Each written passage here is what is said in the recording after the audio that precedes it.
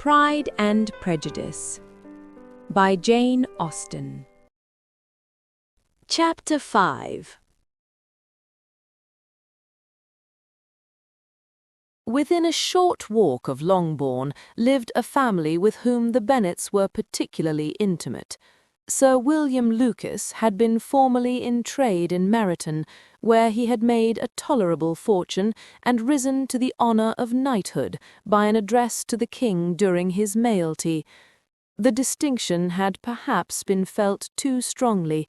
It had given him a disgust to his business and to his residence in a small market town, and quitting them both, he had removed with his family to a house about a mile from Meryton, denominated from that period Lucas Lodge, where he could think with pleasure of his own importance, and, unshackled by business, occupy himself solely in being civil to all the world. For, though elated by his rank, it did not render him supercilious. On the contrary, he was all attention to everybody. By nature inoffensive, friendly, and obliging, his presentation at St. James's had made him courteous. Lady Lucas was a very good kind of woman, not too clever to be a valuable neighbour to Mrs. Bennet. They had several children. The eldest of them, a sensible, intelligent young woman, about 27, was Elizabeth's intimate friend. That the Miss Lucases and the Miss Bennets should meet to talk over a ball was absolutely necessary, and the morning after the assembly brought the former to Longbourn to hear and to communicate.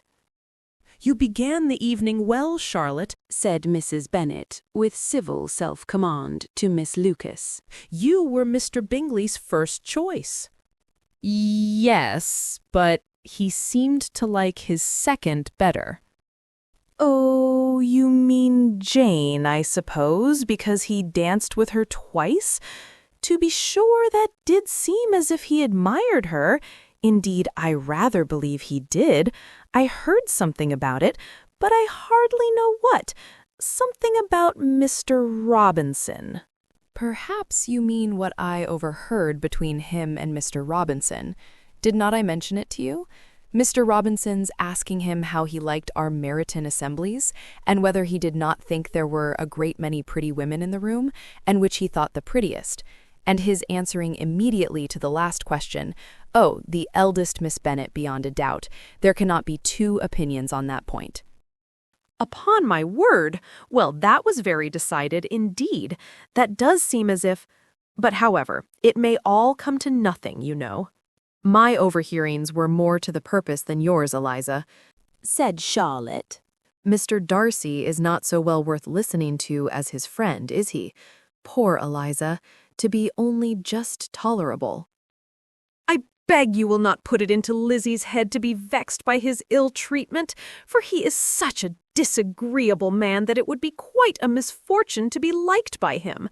Mrs. Long told me last night that he sat close to her for half an hour without once opening his lips." "Are you quite sure, ma'am? Is not there a little mistake?" said Jane. "I certainly saw Mr. Darcy speaking to her." "Aye, because she asked him at last how he liked Netherfield, and he could not help answering her, but she said he seemed very angry at being spoke to." "Miss Bingley told me," said Jane, "that he never speaks much unless among his intimate acquaintance. With them he is remarkably agreeable."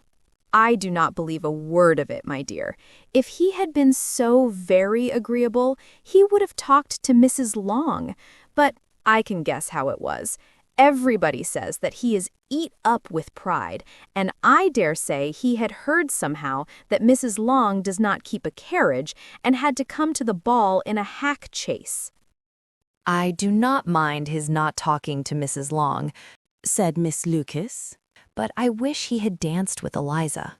"Another time, Lizzie," said her mother, "I would not dance with him if I were you."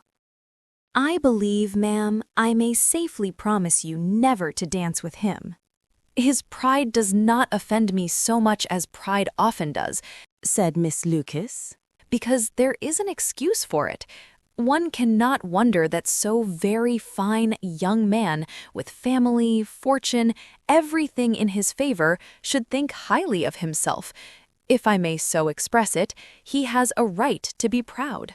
"That is very true," replied Elizabeth, "and I could easily forgive his pride if he had not mortified mine."